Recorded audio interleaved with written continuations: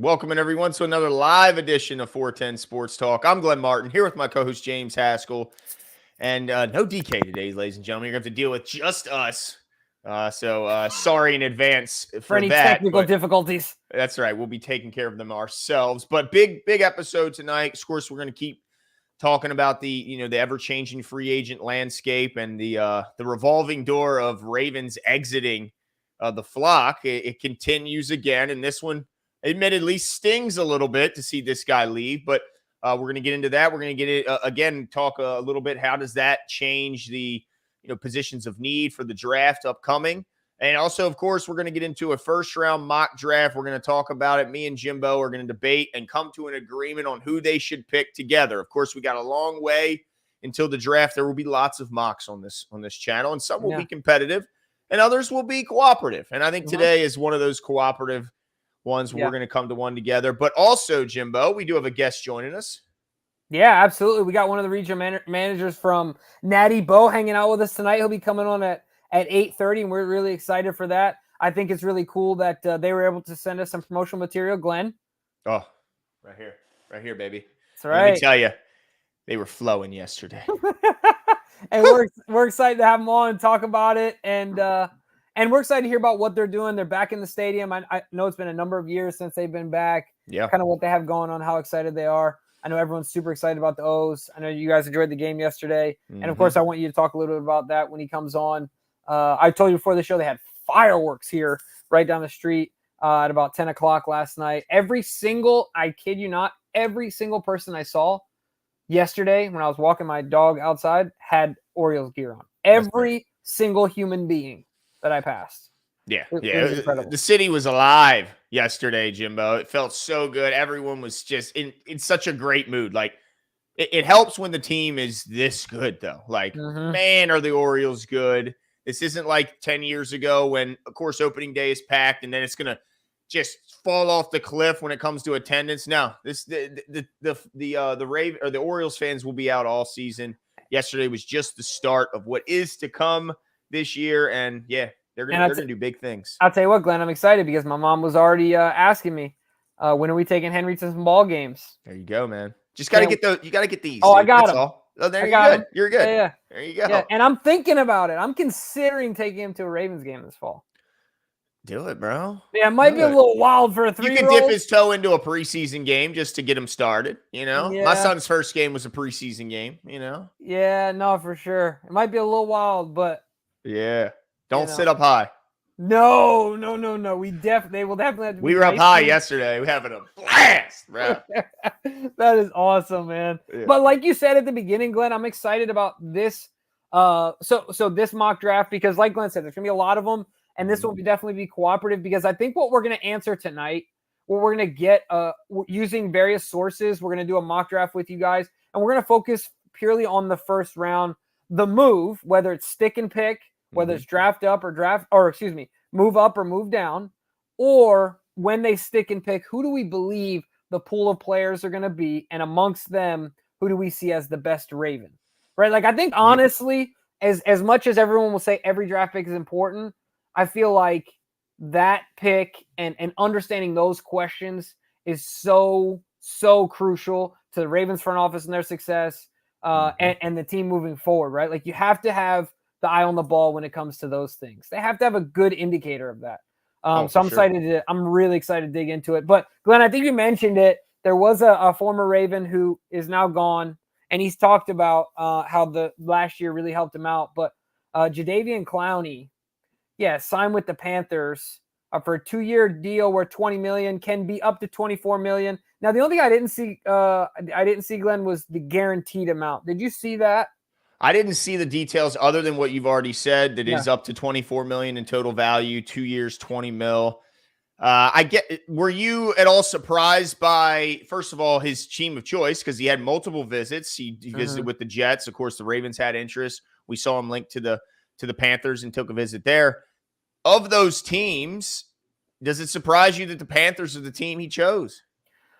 No, because I've said this all the time, and when I say this is not a knock on Jadeveon Clowney, because I'm pretty sure, I think I would have shades of this. I mean, I think I have shades of this in my life now. He's a mercenary. He's Kirk Cousins of the defense. Like, Jadeveon Clowney's gonna go to the highest bidder. And I know he talked about happiness and all those things, but like, I just think it's a big part of who he is. And I get it. Like, from a business standpoint, it's hard to argue, But why take the visits elsewhere? If it's not just, all right, put your best offer on the table and I'm taking the highest number, then why even take the whole song and dance? Well, I think it makes sense to hear everyone out. I think that's just a smart business move, right? You want to give everyone every opportunity again, because it's not just about them putting their best offer on the table. It's when you get to sit down with them, they start to fall in love with you more. Yep. Right. And you're selling them on you more. So you get people outbidding each other. And that's probably what helped him get that price up. Yeah. Because I mean, for sure, you knew when you saw that number, the Ravens weren't going to pay that. Right. No, I didn't think they would. I was hoping. Honestly. Shout out to him to be what? How old is he now? 30, 31? I think he's 30. Yeah. 30 to hit that. Oh, for sure. That's a nice one. Especially when up to last year, I think the national view of his career has been a bit of a disappointment in that you're the number one overall pick in the draft and you've never really hit those number one pick, draft accomplishments. I mean, he didn't even have a double-digit sack season, but he finds happiness here. And I get it. You take visits to negotiate, to bump up the cost. He's taking a visit there. If I'm the Panthers, I might want to bump my offer up to make sure he doesn't stay in New York, sign a contract, and never leave the building. So I certainly understand it, but I do always get caught up, Jimbo, and maybe it's the fan in me. Just in the man, you were happy here, Jadeveon. Like you were happy. I don't know if John was supposed to leak what his agent shared with him, or if maybe his agent and him maybe weren't necessarily thrilled with John saying that this is the only season he's ended happy. But I just thought happiness matters to some degree, but I guess when it's millions of dollars, I can't sit here and say, oh, I would turn down, $3 million, $4 million more. I can't say I would do that. So I'm not mad at the guy. I'm salty and sad because he was a hell of a player, dude. It's like, I want Van Noy back for sure. I think what he did here in 14 games, getting 9 sacks was special. But what Jadeveon brought from a pass rush and a run stuffing standpoint was just a different level. And so I still hope we get Van Noy back, but man, this one hurt, Jimbo. It did. And then, to kind of add to that, I think, I don't know, maybe part of his happiness as well, and what made him more comfortable with this is that he's home. For sure. You know what I mean? He's from the Carolinas. What's their chance of winning? Like, you're going there. No, you're right. What's their expectation this year? 6 wins? Yeah, and that would be an absolute miracle in my opinion, right? No, I agree with you. Like, as much as I say I would, I feel like I have some of that in my DNA and just being a mercenary, but just like you said, you also learn that like there's really no amount of money that can buy your happiness. Losing really sucks. Yeah, losing is terrible. So yeah, it would be hard for me to leave a really winning situation. I bet you he thought it was a big bummer that Mike signed with the Seahawks. Because you think that may have changed things? Had he been here still? Yeah, well, right. I think so. I think Clowney obviously liked Mike a lot. He talked glowingly of him often. And so I think if Mike would have went to a different situation, maybe, Clowney would have wanted to follow him. But yeah, I also think my point in saying all that was that like part of that equation has got to be that he's home. That was certainly like part of their pitch, I'm sure. And he's around family and stuff like that. But it would also be hard for me. I wonder if this is the only team that gave him a multi-year, they gave him 2 years, like a commitment of some sort of guaranteed money over a 2-year span. Well, I mean, I almost wonder if that 2-year thing is more of just I need to see the guarantees because that's what I'm saying. Yeah, I don't know who it's got to be. Is it a real 2-year deal or is it a 1-year deal masked as a 2-year deal? I feel like the only way that he would go to Carolina outside of simply being the highest bidder is that you have to be the highest per annum. But I think what put the bow on it was he has 2. I think this is just me speaking out loud that he's got some sort of guarantee in that 2-year where they can't just get out without having skin in the game. Because if I were him at this age, that would be very important for me. And so in my opinion, if he doesn't have more than, I mean, he's got to have at least 10 million. I think he's got to have at least more than 10 million in guarantees. Yeah. Or I'm like, why did you go? I mean, because I would say if he doesn't have 12 million or more, then man, because it's like losing sucks. So you have to go there with a whole different mindset. You have to go there focusing on your individual accolades. Like you can't go there thinking I'm going to help this team win. They just don't have, they're not in that time. They're in the rebuild stage and they're pretty much in the infancy of it. So I just don't know if I can handle like the everyday, the grind that it takes to get your body. I just predict this. And I don't mean this is like, I would be like, he played 17 games for us this year. Do you see? I just don't see like it's hard to get motivated to put your body through what you got to do in the NFL when you know your team's shot at winning is almost non-existent, at least winning big time, you know? Yeah, no, that's the thing, Glenn. You're speaking facts. Like it's hard to disagree with what you're saying. And especially there's got to be teams that are gun shy on doing that with a guy like Jadeveon Clowney, who has who quickly seems to get comfortable and content. You know, I think he's the perfect 1-year deal candidate. Yep. You know, so we'll see. Yeah, we'll see how it goes for Carolina, but we wish he would have stayed. But I don't even think the Ravens were competitive or planning on being that competitive. I guess not. I mean, I don't think they just don't have the money to do it. You know, not that they didn't want to, but where are they getting it? But the question is, where do they go now? Because I now have to ask you, Jimbo, is this edge now where do you rank edge now as far as position of need when you consider Patrick Queen and his 3.5 sacks are now gone? Jadeveon Clowney, his 9.5 are gone. Currently, Kyle Van Noy's sitting as a free agent with 9 sacks. So, yeah, you got Metabike back. That was a huge add, 13 sacks. But, I mean, are you going to go into next season with Odafe Owe leading the way and David Ojabo, who's played almost none, almost 0 snaps? Are you going to have him be his sidekick, and then you're going to run out there with Tavius Robinson backing those boys up? I mean, what are they going to do at edge, Jimbo? Yeah, I'm honestly not 100% sure how this thing is going to go.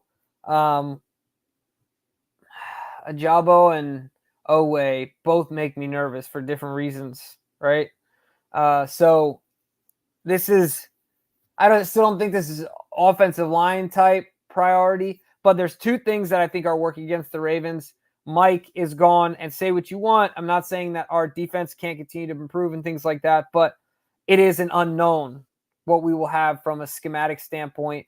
If our current team, coaching staff as constituted, can draw the plays up, recognize things, and just coach at the level that Mike coached at. He got a head coaching job. He's the youngest head coach in the league right now, if I'm not mistaken. That's for a reason. There's obviously reason for that. So can we emulate that? That's number 1. And then, like you said, 2, there's a lot of young guys.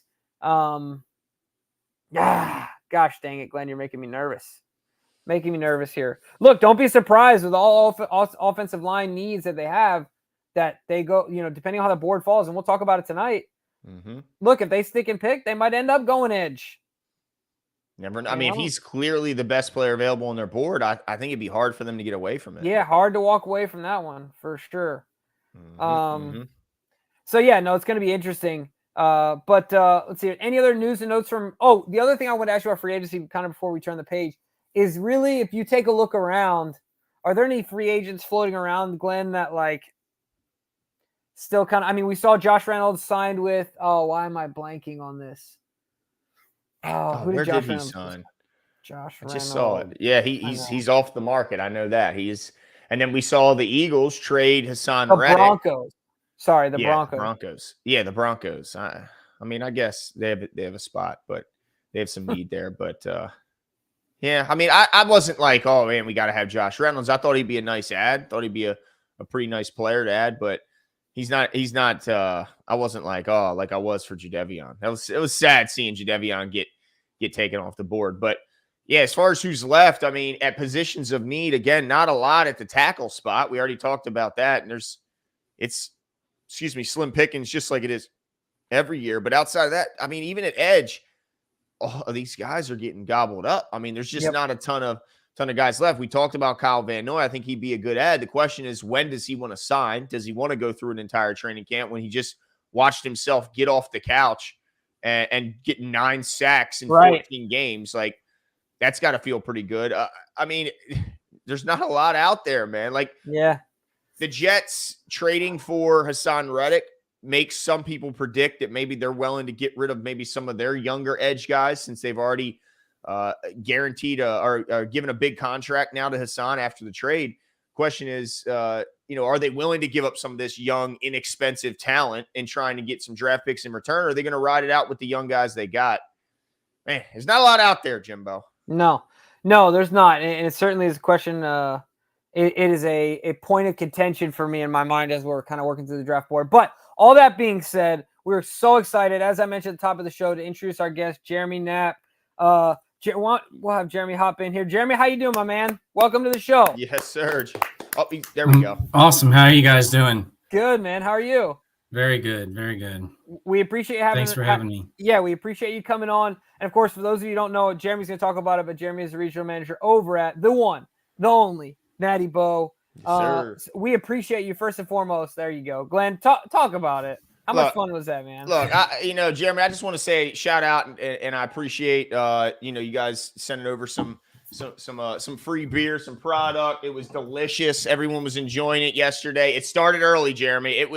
The beer was flowing. I'm surprised I still have somewhat of a decent voice because yesterday was it was a marathon of drinking, and Natty Boh was the centerpiece. So thank you guys, big time.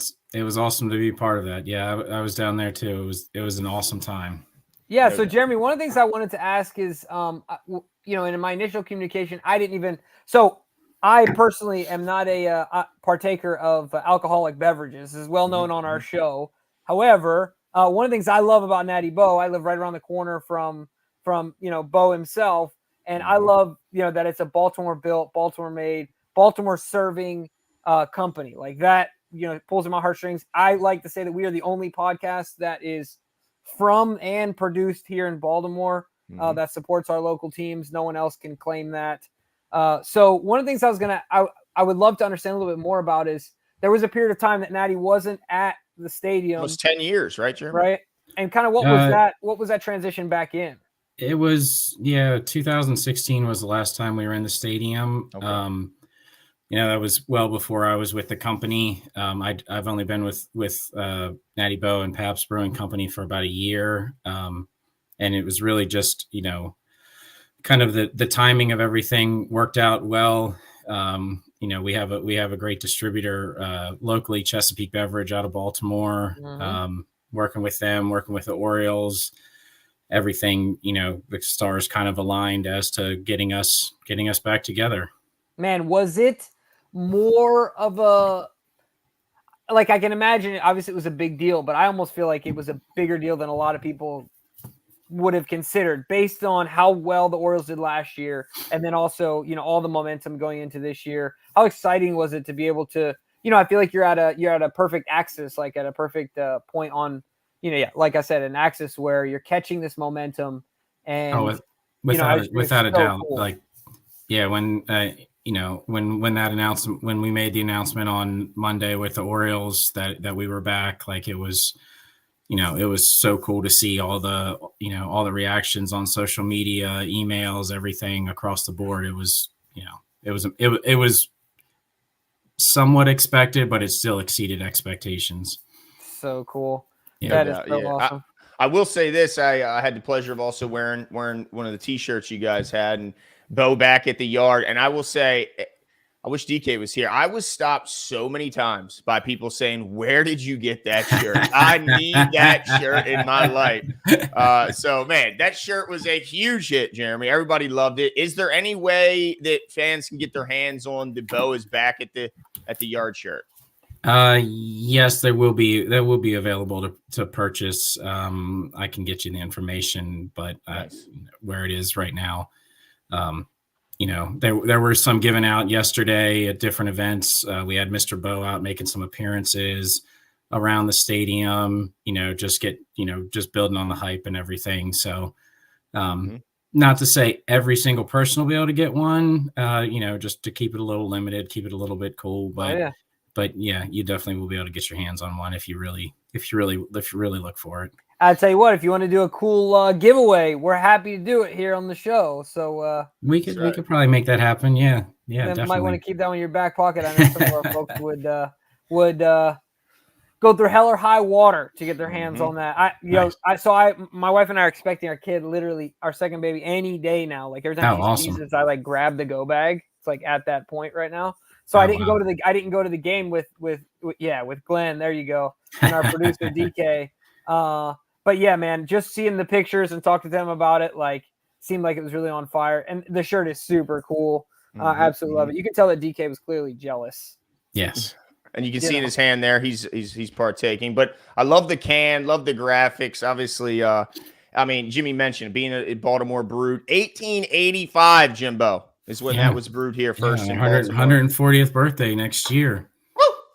Man, that's absolutely incredible. It's crazy. I think about it sometimes. My family's been in Baltimore. My grandparents moved here 65 years ago, right? And I think like that was a long time. Baltimore was a lot different back then, certainly, and things have really evolved and been really cool. And as the city's grown, but man, 1885, like that is a long time. My goodness, that is so cool. Yeah. I mean, we were in Memorial Stadium too at one point too. So it's the old owner of the Orioles was also the owner of National Brewing Company. So there you go. Yeah. There you go. And I talk about the momentum. It's not just the team and how good they're doing, but of course the new ownership has, I think, fans excited that maybe some of the homegrown talent can stay around in Baltimore. Did that play any role, the new ownership team, Jeremy, in making this deal a thing, or was that just a added cherry on top? That's just kind of the timing of everything. Yeah, that really didn't have a lot to do with it, but it's cool for the city, so we'll ride that one as well. That's right. Absolutely. No, definitely. So, Jeremy, you got the hat on, and I see the Ravens flag in the back. You must be somewhat of a fan at this point. And I don't want to dig too deep, because I like to shoot at the hip. But not everybody likes that. Not everybody likes shooting from the hip, right? That's just my style. Not everybody likes it. But we're talking about the draft tonight for the NFL, of course. Any feelings towards what the Ravens should do with this upcoming draft? I wish I had more insight on that one. Now that obviously the Ravens have been such a fun ride for as long as they've been in town. It's great to watch. I got to take my son to his first Ravens game was the Houston game. Awesome. He's 7 years old, and we bundled up, and he absolutely made us stay till the last whistle. So the passion behind that is amazing. The passion behind the Orioles. It's fun to be from Maryland, definitely. My family's also a lacrosse family too, so we've got a lot of Maryland. We just can't let go of it. Yeah, man. I didn't realize how many people were fanatics of the state until I moved out of Maryland for a while, and I had like some Under Armour socks with the flag on it. And people were like, "Dude, what are you wearing on your socks?" Yeah. I'm like, "Bro, do you not know what this is? Like, this is my state flag." And they're like, "I don't know what my state flag is. Like, how is that a cool thing?" I feel like we've chilled out a little bit with the Maryland flag being on every possible thing, but it's cool to see it on a lot of stuff, and not maybe one day we'll put it on a can too. That's right. Oh, dude, that would be really cool. You guys got any other cool stuff going on this season? Obviously, being back at the Yard is a huge deal.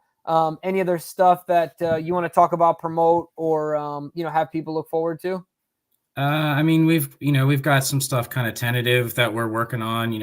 Obviously people love seeing Mr. Boh. We had him out yesterday at some of the events, around the stadium before the game. And it was, every time he's out, it's amazing just to see how pumped people get. He was also giving out some of those shirts, which made it even cooler. But yeah, people love seeing Mr. Boh. We're going to keep working him, around the stadium. Maybe one day we'll get him into the stadium. I don't know for sure. I don't want to speak completely on that, but it's, it would be a cool thing to see him out there. Just because of how much people love him. Yeah. You guys heard it here first. He's getting it. No, I'm kidding. No, Jeremy, that's awesome, man. Well, listen, it is Friday night, and we appreciate the time you've given us to hop on the show. For sure. We appreciate, like Glenn said, the swag. I'm sure that Glenn and DK and the rest of the crew are enjoying the festivities and the spirits as well. Thank you so much for coming on, man. Awesome. Thanks for having me, guys. Yeah, don't be afraid to reach out, in the future too. All right. Well, listen, Jeremy, you said so. That's right. This is on video. We got you. Oh, Jimbo's after you Yeah. now. So yeah, my card was in that swag. Was in that sir. swag package. It's in my wallet, Jeremy. It's in my wallet. It's a sharp-looking card, by the way. I get a lot of compliments on the card.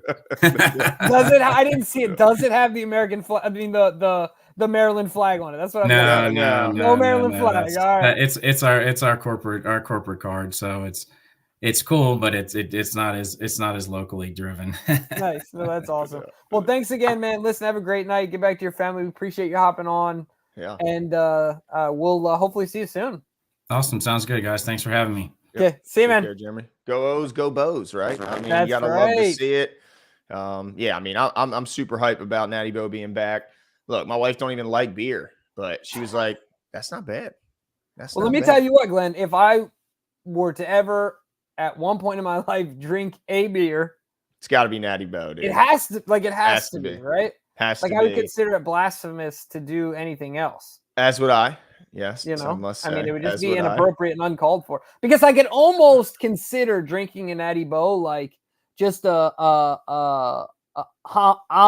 homage to my heritage, right? At this point, yeah, one beer ain't gonna kill you. You know what I mean? It's just paying some homage here. You know, that's just kind of how it goes.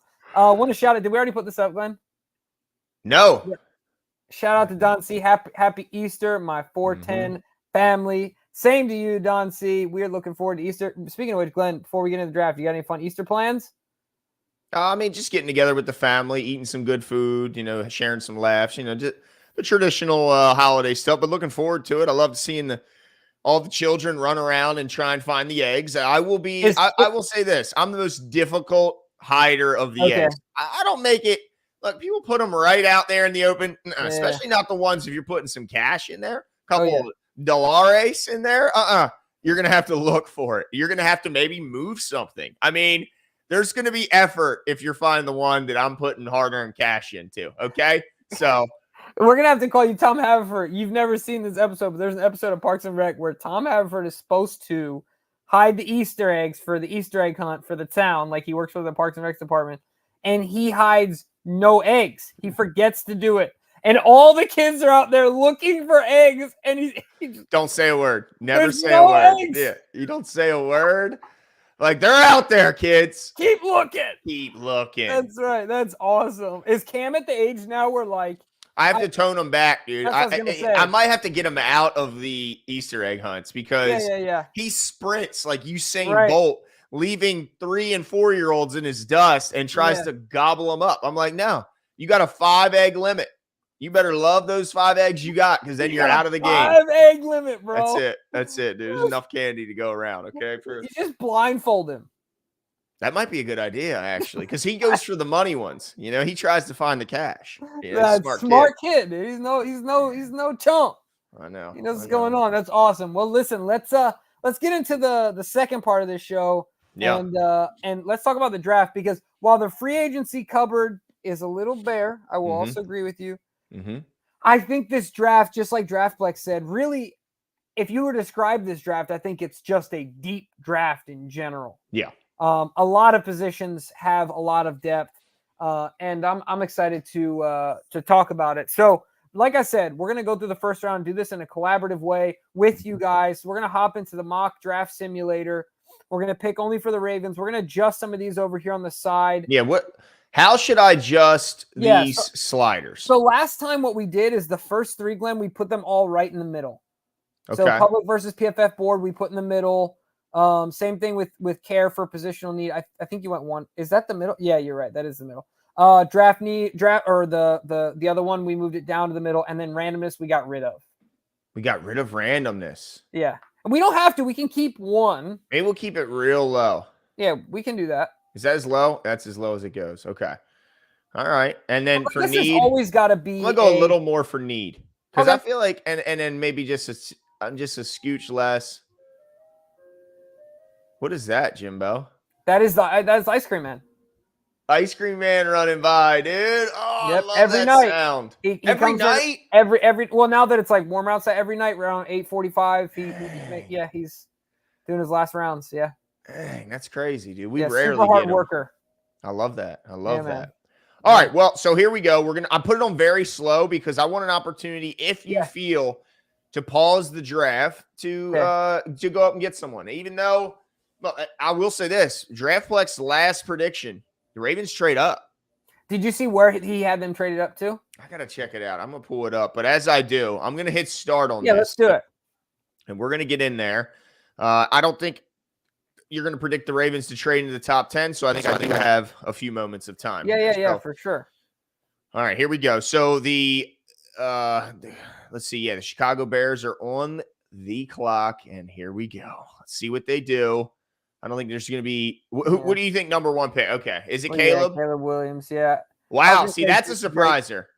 Is that a surprise? That's not much of a surprise to me, man. I would have said Jaden. After 5, let's pause this real quick. Can we pause? All right, so 3 receivers in the top 5, and only 2 quarterbacks. And I can guarantee you that Jim Harbaugh is not taking a receiver at 5. You think he's going tackle? I can guarantee you the last position he's taking at 5 is wide receiver. Well, look, his receivers. His OC. I mean, I hear you, but they just left. All his receivers are gone. He doesn't need any. He does. Like, who does he need? Look what they did in 2019 with no one. Okay. Yeah. He doesn't need. He needs tight ends. He needs tackles. He needs big boys up front. He needs. You know what I mean? He needs so many other things. There's no way he is taking a wide receiver at 5. Wow. Okay. And man, if Marvin Harrison Jr. gets stuck with the Patriots, do you think he strong arms this thing? Well, you got to remember, it's a different Patriots. Still. Bill's gone. Who's their quarterback? That's a problem. That's a problem. But look, you get your receiver first. You build backwards. You get your receiver first. That tends to work for teams. Then you get your quarterback. Any other surprises here? I mean, you said Drake is a surprise for you. Well, I just thought that I think Daniels is the second quarterback taken out of LSU. I think I think Drake May is the third quarterback taken, but I think Washington has their eyes and their heart set on Daniels. And I also think, I don't know, I wouldn't be Penix. I think is kind of rising a little bit, and I think so, yeah. Just because he ran a 4.4 and he's got he can sling the rock. That's funny because I think he's going 6 to the Giants. Who's that? Penix. I think they finally got permission to go after a quarterback, and I think they are done. It could be. It's really. But the only thing I'll say here, though, sorry, I didn't mean to cut you off there. The only thing I'll say is that there's no way. I don't see any way 3 receivers going top 5, and I don't see any way the Chargers going wide receiver with their 5th pick. Okay. I mean, I don't think it's likely, but I wouldn't be totally, only because the cupboard is bare from a receiver standpoint. Yeah. I mean, they got Josh Palmer. Off the top of my head, they got Josh Palmer. And who's that young cat, Quentin Williams, that kept dropping every ball that was put in his breadbasket? Yeah, well, they're going to call up Sammy Watkins. He's going to call up the crew, right? Like, not the crew. He's going to call James Prochet when he gets let go. Well, who was the other dude that we had that had a surprisingly good year? Snead? Year? No. We did have Willie Snead have a decent year, bro. Agent. Oh, he's always a free agent. Something? Chad? Anyway, gosh dang it. What was his name? I don't know, but look, here's what we do know. Wide receivers, there's 3 guys, and then there's a group 4 through 15 that nobody has a consensus on how to sort those guys out. So what we've already seen is that at least this mock draft agrees there, that there's those 3 guys. Those are the 3. I don't see another wideout being taken for at least the next 10 to 15 picks. Seth Roberts. Okay, that guy. Seth Roberts. That guy. Yes. Yeah, he's available. Yeah. Let me tell you. All right, let's keep going here. Let's see what the Jets or the Giants do. I can't wait for the draft. I'm getting really excited. There he is, Jaden Daniels. See, I thought Jaden Daniels goes 2, but I could be wrong. Joe Alt, there goes the first tackle. Yep. There goes the first edge, Dallas Turner, who I think, man. All right, so Brock Bowers. Let's get to 10. Let's get to 10. See, Brock Bowers to me, I think is going to be a serious weapon. Whoever, if the right team gets him. Okay, so now we've seen 2 tackles go. Joe Alt, the obvious. I mean, most people have him as the first tackle gone. Again, you never know. I mean, the draft is crazy. Yep. But now we see the second one go number 10 to the Jets, who to this point, have done a ton to overhaul. The question is, have they done good things to overhaul their offensive line? They give a boatload of money to John Simpson, which I think was questionable. Dude, you know he was low key like. Yeah, bro. Like, hold on. They're offering what? Yeah, Like, say that again. I think you cut out. Crazy, bro. Like, Morgan Moses, I got so much respect for that guy for playing after week 4 with a torn pec and battling his ass off to be a middle of the road tackle. I like that signing for them because, the trade, because they got him for a great price. John Simpson, to me, a little shaky at left guard. But do you think a tight end goes top 10? Is he that good? So I wouldn't be able to tell you yes or no if he's that good because I haven't done a ton of stuff on the tight end because, dude, that's the bot, like quarterback, tight end. We aren't going at either of those spots. I haven't done a ton of research on those positions, but Brock Bowers was that guy. Yeah, if he's there, so this is the reason I can absolutely see this because you get your quarterback, he needs a security blanket, right? So you get the best tight end in the draft. Got 2 really good receivers with Keenan Allen, DJ Moore. Yeah, look out, man. You plug him in, so I get it. Now, they got a tight end, right? I had him on my team last year. He had like 9. He had a good amount of touchdowns. Take more than one, but the only thing I don't know about them is their O-line. I don't know a ton about Chicago's O-line. Right, so like to me, taking a skill position in the top 10 instead of there's a lot of great tackles still on the board. Yeah, there's only right now 1 off the board, 1 at the point that they pick so far in this draft. So that'd be tough for me to do as well. But I could still see tackles are going though, and DraftPlex said he could see up to how many? I couldn't remember. I want to say he said like 8 to 12, right? Insane. In one round, I think he said like 8 tackles or guys that they think can play tackle. Yeah, but I think when he said 8 to 12, I think it was 8 to 12 in the top 50.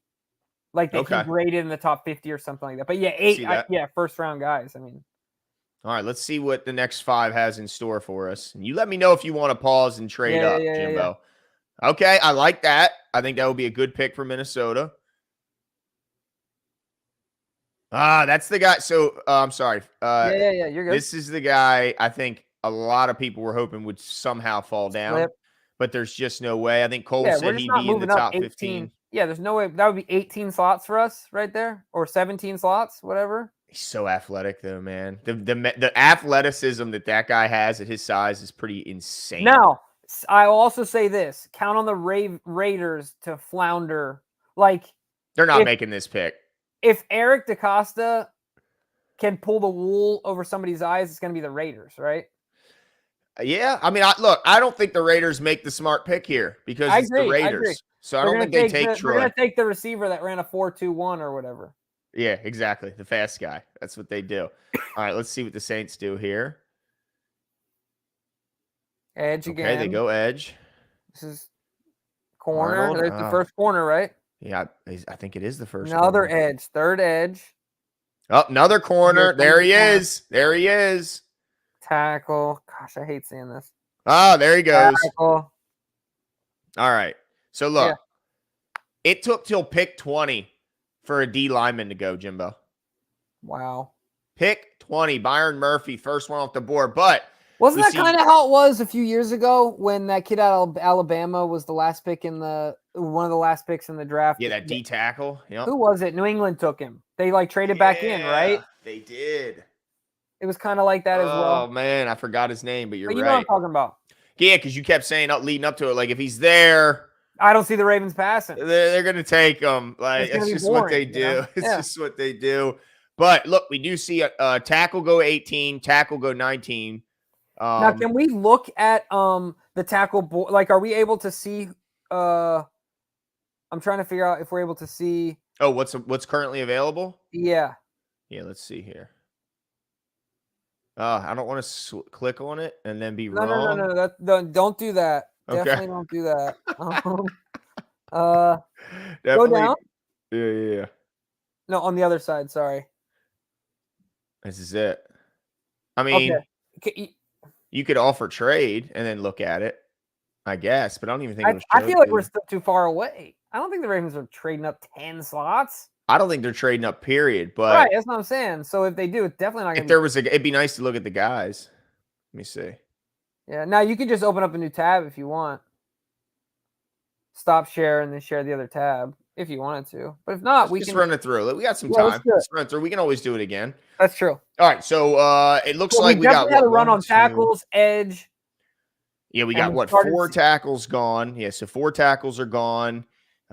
Corners are starting to go. We've seen 4 corners go, I want to say. And 3 edge defenders, I believe. So let's see where it goes. Yeah. Just those 3 wideouts still off the board, which is kind of interesting. There we go. Now we're starting to see the run on interior D linemen. I like that pick for the Eagles. They need corner. Okay, look. Mims is a guy I've seen mocked to the Ravens a lot. Yeah. He has a lot of, he is superhuman with what he's able to do at 6'8" and move the way he can, but he's been hurt a lot. And that scares guys like Cole Jackson like crazy, because you don't want to have 2 tackles that are possibly hurt when you only have 1 quality backup with Patrick McCary. Dude, this is totally me. I doubt that there's been any studies done on this or anything to back up. This is just me. But sometimes when you get over that like 6'6" range for an offensive lineman, I get a little nervous that it's almost like the center that's like what good are you at 7'4" really? If you can't, I feel like a 6'8" dude that's 300 some pounds, how long can you count on him to last, to move? I guess it depends on how he carries his weight and all that. Yeah, that's definitely true. Because you look at Falele and it's like, but I don't think I don't know. I get worried when I see the 2 tall guys at tackle. I don't know. Maybe that's just me, but I guess because we had Jo here, it's like hard for me to see that because of him. But he could have been a freak. 6'8", 6'9". Yeah, was he a 6'8"? Yeah, that's true. Monster. But he carried it so well. He did, dude. He looked slim almost. Because he was so gigantic, you know. Yeah. But all right, so Mims is off the board. Yep. That's the guy I think. Man, the Ravens I think would have to take a hard look at him. But let's see what the Cowboys do. Which every Cowboy fan is just, they can't wait to see. Boom, another tackle. Graham Barton goes. There we go. Finally, the 4th wideout goes. See. Kool-Aid's a guy, I think the Ravens, if he's there, man, I think they'd be interested in taking a guy like Kool-Aid McKinstry. Just because wouldn't his name just fit in Baltimore perfect? Like, you know what I'm saying? Just like the flag and like, dude, he could get an endorsement. Like if he's not immediately in a Kool-Aid commercial, I don't know what's going. Like I don't know what his people are doing. Like get this guy a serious endorsement. But I know his opportunity to slip is there because of the injury issue. He had like a foot, a broken bone in his foot. Phantom foot issue. Yeah, which again, they're saying he's going to be ready for camp. So I don't look at that as a big issue, but I think some teams may let him slip a little bit if they're picking in the teens or something. So maybe there's a shot, but in this draft, he doesn't make it. So let's see what the boom, first center goes. Interesting. Yeah. Dang, another tackle, bruh. Yeah, I told you before we started. Oh, and then there's the receiver that I think a lot of people like, Adonia Mitchell, or Adane. I think it's Adane. I think I said that incorrectly. I got to get my pronunciations down before we do this big time. That's always like another challenge in the draft is figuring out everybody's name. You know what I'm saying? Like, no doubt. Like, is his name really Kool-Aid? You know what I'm saying? Those Polynesian names are tough for me, bro. I'm terrible. You know, they only got 16 letters in their alphabet. That's why the names are so long. Is that what it is? Yeah. Damn it, I knew it was something. So the only way you make your name unique is you add 4 letters. That's true. Or just numbers. Just start putting numbers on it. Now, I want to put some filters on here so we know what the Ravens, so we can kind of filter some of these guys out. So we know that they like tackle, right? They like tackle.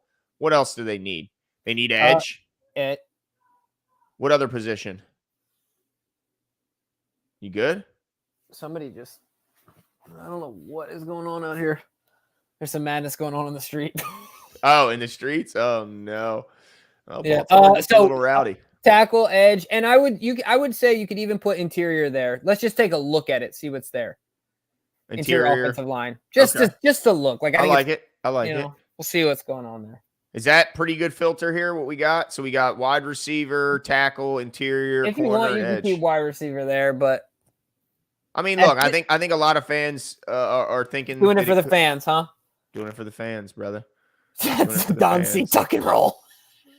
Doing it for the fans. All right, so I don't think they're going center here, and unless Zach Frazier doubles as a guard, I think it's unlikely. Lad McConkey, dude, I've heard Lad McConkey mock to the Ravens on more than one occasion. Okay, let's pop him up. You should be able to click on him right here, right? Oh, I can pop him up. All right, let's do it. He's a possession guy, sneaky athletic, if you know what I mean.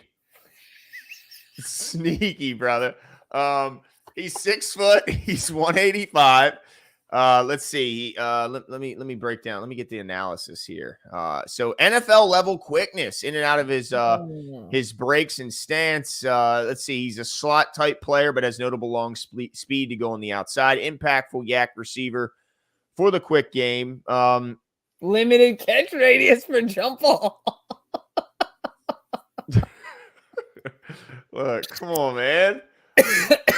Come on, bro. Nah, but I have seen Lad McConkey linked to the Ravens and mocked to him on more than one occasion. So I want to put him up there. I know you're not a fan of going wide out, but I had to put him up there. Well, and look, I have to say, I mean, it's in Eric DeCosta's DNA since he's been a GM. So, like, since he's been the GM, right? So it's also unfair for me to say it's not going to happen. Right? It could. You know. Now, Jordan Morgan is the guy that DraftFlex had linked to us, correct? Let me see here. And this is the one that Cole doesn't like because he sees him as a tweener. Right. Yeah. Cole's not, but I don't know. I don't think he doesn't like him. I just don't know if he likes him as nervous. This pick. Yeah. Yeah, at this spot. But DraftFlex did mock this guy. And part of the reason why, again, DraftFlex doesn't necessarily put a guy here because he likes that guy and he thinks that guy is going to be a great player for the Ravens. He's trying to be the most accurate mock draft predictor in the country. He has the crown. He has the belt over his shoulder. He is number one.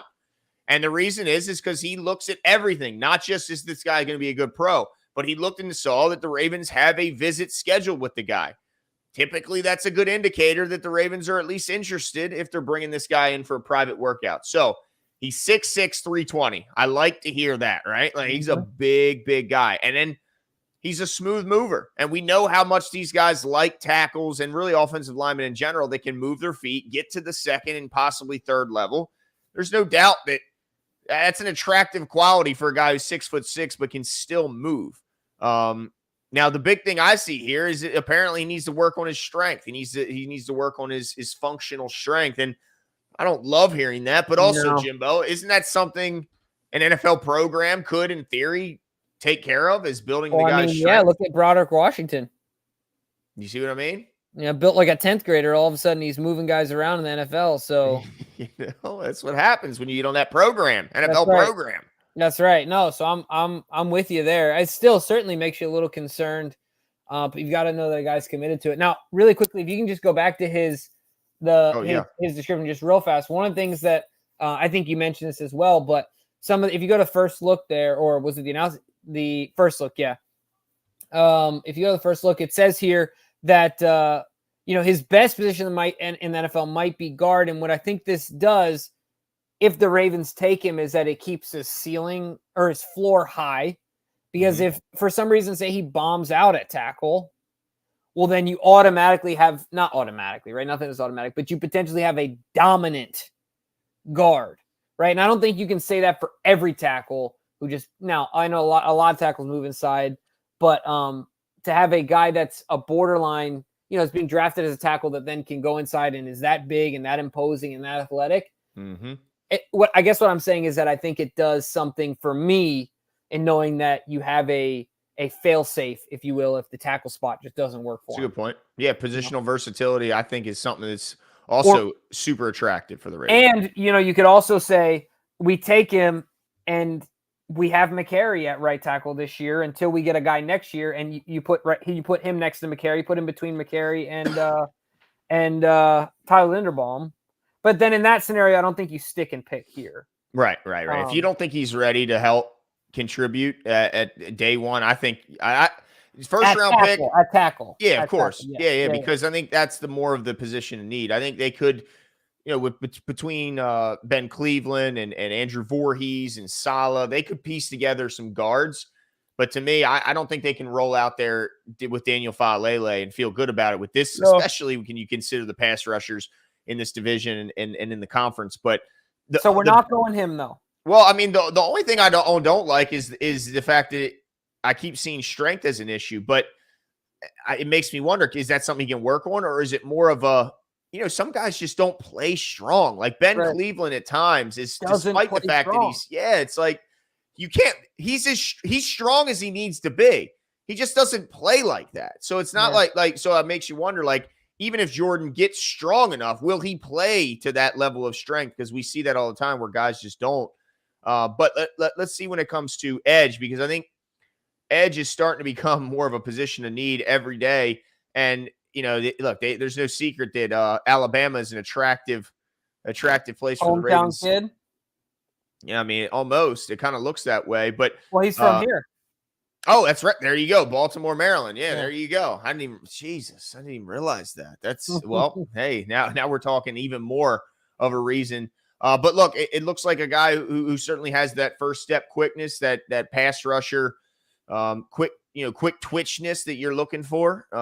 He's got the size that the Ravens like to have on the outside as well. We don't generally take slight guys. We usually take bigger guys. 260s around that mark. Yeah, exactly. And then one of the things I think is also important, we kind of talked about this with the last guy. If you go back to that real quick, Glenn, the first look for me real fast, it says down at the bottom here that his power, speed, and length present a rotation role as a floor.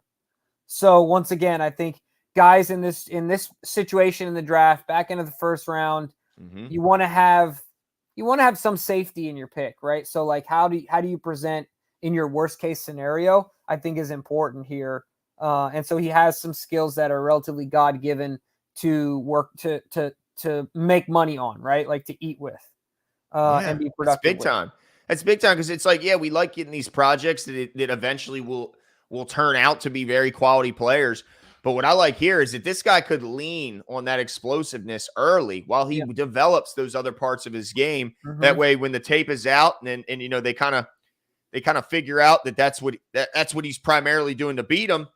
That's when he brings out that bag he's been working on and kind of show these guys the tricks that he's learned from Chuck Smith and all those guys here in Baltimore. So I like guys like this that have that. You can't teach some of that explosiveness. You just can't do it. It's either guys have it or they don't. That quick off the line, like Odafe always so fast at his size, but he's just not fast off the ball. He's just not that quick off the ball. It's always been his thing. And so it makes you wonder, is that something that's just born to you or not? And this guy seems to have it. The question I have for you, Jimbo, is if the board were to fall this way, do you think the Ravens would stand pat, or do you think they would look at this as an opportunity to get more picks and trade out? Yeah, so that's a great question, because I was actually going to bring that up, because if you guys will notice, like we talked about here is really about us just being as accurate around what the Ravens will do, who the players are available. According to PFF and according to DraftPlex, all the guys that we've been looking at right now are certainly reaches at the position we're at. Yeah. So I also agree with our sources and say, I think if this is the way that it falls, I think that the Ravens, if they find a proper partner to play ball with. So let's move down a little bit. Because isn't Penix still out there? Penix, Bo Nix, I believe, is still out there. That's two guys that I think are attractive. Let's see here. So right now, there's the trade being offered to us is already from Kansas City, pick 32. Okay. They're offering, let's see here. Oh man, I can't remember how to use this thing here, Jimbo. No, they're not offering anything. I don't think they are. What is this one here? Oh, maybe they are. I think they are. Because teams interested in pick 30 is the Kansas City Chiefs. Now, I could drop down and pick any team that I want, but the team that's offering right now and is interested in moving up is the Chiefs. Is that where you want to drop, or do you want me to drop further? I think it would be in the second round, don't you? I do too. Yeah, I can't. And also, I don't know how keen the Ravens are on trading with the Chiefs at this point. Like, it's like now. The only thing I'll say too, Glenn, is that being what Lamar's contract what it is, Metabike's contract what it is, it's going to be hard. You got to think about it strategically. Right now, we don't have a guy for 5 years. We only have a guy for 4. So there is something about that first round. But I think in this scenario, we do move out of the first. I think it's New England, dude. New England wants to get their quarterback. Bo Nix. They want to get Penix, bro. Do you think Penix is their guy?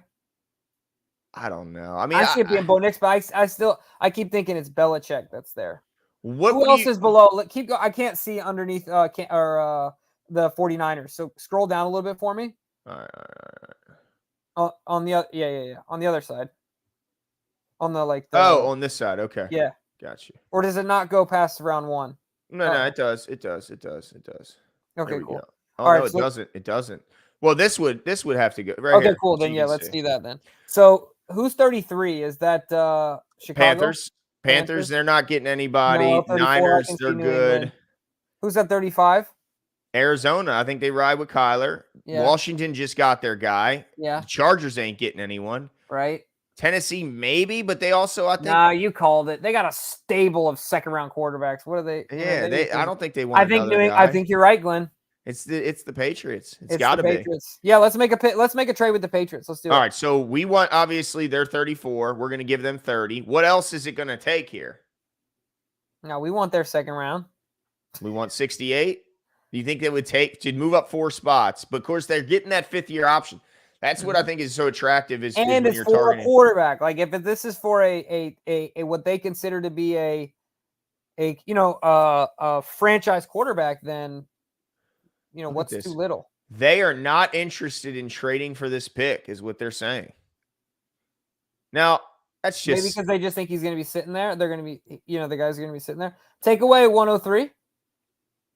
Nah, they're just not interested. Just in general. Just flat, not interested. Who's the next team that we think? Why the Chiefs? Why are the Chiefs interested? I don't understand this. Why? I don't know. Chiefs want them though. Chiefs want them. Let me see what the Chiefs want to give us. They don't want that. They don't want them that bad. So to move up 2 spots. No. Hit 95 and 131. They're not going for it. No. Nope. They're not taking 9. I don't think they'd take this. I think it's this here, Jimbo. And we still pick up 2 additional picks, move back just 2 spots. Let me see. They accepted it. So let's see what it would do. Let's just see. Lad McConkey. Dude, that would be kind of a scary pick for them. That son of a gun would be open all over the place. But here's the good news. I don't think those 2 guys the Ravens were taking them anyway. So it's not even that big of a deal. They could still go get the guy that was mocked to us, Jordan Morgan. I really think that they, only because they're having that visit, and honestly, I just trust DraftFlex's gut and intuition. Let's go with it. I agree with you. Now, it's still a reach from PFF's standpoint, but that doesn't, again, PFF isn't the end-all, be-all, and they may not have the same. Uh-oh. What? You're getting robotic. They graded us out at a B. All right. But yeah, like Glenn said, I mean, DraftFlex isn't the end-all, be-all, and while some people and PFF might consider this a reach, still gave us a solid grade here with a B. And like Glenn said, we pick up 2 picks. Yeah. Because, I mean, how many offensive linemen in the league today, outside of your stalwart tackles, are those middle of the round, the middle of the draft, late end of the draft type guys? So if we get more at-bats with these, picking up a 4th rounder and a 5th rounder, that's a sweet spot for finding those guards, finding those interior guys that are going to be finding guys like Isaiah Likely and Geno Stone and like those back end of the draft guys that end up being cogs, man. Yeah, who's the guy that went to Denver last year? Ben Powers. Ben Powers. I mean, we got a whole list. Our credit is good when it comes to these mid-round picks. I mean, even look at Metabike and Broderick Washington to a degree. I mean, I think Metabike was a 3rd, but Broderick was a 5th-round draft pick and has turned himself into one hell of a player here. So, yeah, I mean, look, I think the Ravens, if they came out of there with Jordan Morgan, I think they'd be happy, especially if they're coming out with Jordan Morgan and an additional 4th and additional 5th. And the thing is, I was going to say maybe let's look at trading back again, but like how many times, I don't know how many more. You got to have a guy. You got to have a team that wants a guy. Right, wants to play ball, And I still think there might be a team out there because Penix and Bo Nix are still on the board. But still, I don't know how many times they're going to trade back, Yeah, it really comes down to what do other teams think about those quarterbacks. I do think the Ravens are in a prime spot at 30 to be wheeling and dealing. Yep. I do think they'll get calls. And the thing about needing a quarterback is it's like, if you don't have a quarterback, you are way more desperate when it comes to making trades to get up and get the guy you want. Like you will go above and beyond where you normally wouldn't go to get that one position. There's no other position. You're doo-doo without him. That's it. I mean, what are you? You're the Steelers with Mason Rudolph. And look what the Steelers just did. They went out and they tried everything to fix their quarterback room. Mm-hmm. I mean, they're getting Russell Wilson off the scrap heap, and then they're trading for the talent. I mean, I still don't understand how no team was willing to give up more for Justin Fields than what they gave up to get him. I'm still mind blown, and I hate that the Steelers, I think, absolutely fleeced the Bears in that deal. But it just shows what it would have. I mean, 2 years they gave Kenny Pickett, and he was the first pick, the first quarterback taken that year, and they're out of it. So, yeah, teams will go crazy. Don't be shocked if the Ravens move out of there and they pick up maybe an additional third to do so, just because a team wants and needs a quarterback. Mm-hmm. No, I agree. I put zero stock in the New England Patriots. Do you want to, let's see, I'm going to remove this. Is that cool? Yeah. I was going to say, I put zero stock in the New England Patriots aren't interested in this pick. Dude, zero. They need a quarter. Mac Jones is, they're so disgruntled. It's like an estranged couple. Like, they don't even want to be around each other. So he's they gone. Need a quarterback. Oh, that's right. He did get traded. That's right. To the Jags. That's right. I forgot about so that. who did, like, you know what I mean? They don't even Who is their room? Who's their room? That's what I'm right saying. now? I mean, I don't even know who it is, right? It's like the replacements at this point. I think they did get a veteran, but was it what Tyrod? did they get? What was the kid name? Brian. Who was there for forever? Hoyer. Who was absolute garbage. Dude, who's made an absolute killing off of the Patriots for holding a clipboard.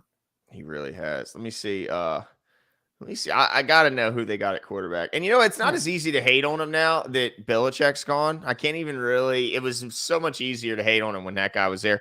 Oh, have no fear, Jimbo. It's Jacoby Brissett. Oh, right. They did sign Brissett. Dude, I'm not going to lie. I would rather – It's actually a pretty good signing. But only because he's a great guy to groom your young quarterback. That's true. This is great. Well, I guess this is – yeah. If you were looking to actually play Jacoby, I would take Cam Newton off the street right now rather than Jacoby Brissett. But you're right. It's about the grooming of your young guy. But that also shows you that that's what they're looking to do. I believe wholeheartedly. 100%. That's you identified it perfectly. That's the trade. That's not definitely the trade. No. That's the trade. Gotta be. And then look, if it's not us, it's someone at the back end of that first round. It could be the Chiefs who drop out of the first and pick up additional picks. Yep. But I mean, I hear you, Jay. J-Ron says the Patriots are getting getting Daniels, but I think in our mock, who got him in ours? Let me see here. Well, he went to the Giants.